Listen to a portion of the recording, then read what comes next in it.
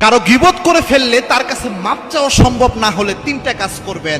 মনে করেন আপনি কারো গীবত করে ফেলেছেন, এটা কিন্তু ব্যক্তির সাথে জড়িত অপরাধ, আর ব্যক্তির সাথে জড়িত অপরাধ করলে ওই ব্যক্তির কাছে মাপ চাওয়া কিন্তু জরুরি, কিন্তু আপনি মাপ চাওয়া সম্ভব নয়, পারতেছেন না মাপ চাইতে, এই অবস্থায় তিনটে কাজ অবশ্যই করবেন। মনে রাখবেন গীবত কিন্তু মারাত্মক বিষয়। অনেকে চিন্তা করে যে যার মধ্যে যা আছে ওটা যদি আমি বলি তাহলে সমস্যা কি।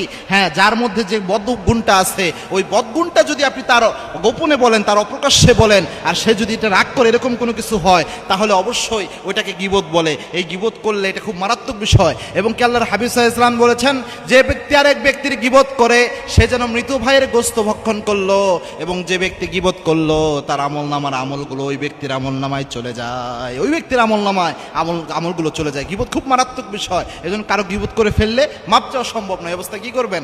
এক নাম্বার যেটা করবেন সেটা হচ্ছে তার প্রশংসা করবেন। যাদের সামনে গীবত করে ফেলছেন তাদের সামনে যেই তার প্রশংসা করবেন। যে ব্যক্তির গীবত করেছিলেন অনেক প্রশংসা করে আপনি দিয়ে আসবেন, কারণ এটা আপনার কাফারা হিসাবে হবে। আপনি তো আন্দাজে গীবত করে ফেলছেন, সর্বোচ্চ চেষ্টা করবেন যার গীবত করেছেন তার কাছে মাপ চাওয়ার জন্য।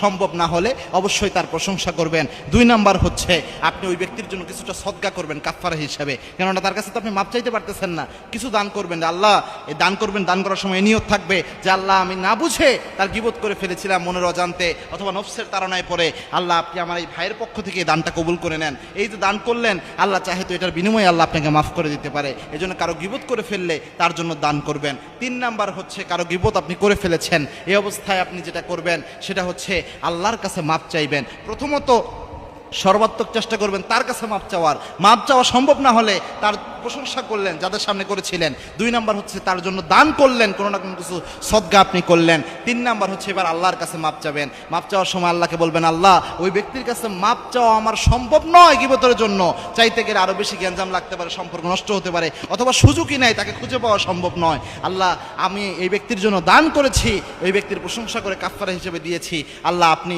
আমাকে মাফ করে দেন। দেখেন গীবত যদিও আমরা অনেক বেশি বলতেছি তবুও আমাদের স্বাভাবিকভাবে মনের অজান্তে অনেক সময় গীবত হয়ে যায়। এজন্য গীবত থেকে আমাদের বেঁচে থাকা উচিত। তবে কয়েক জায়গায় গীবত করা এটাকে আবার ইসলাম জায়েজ করেছে।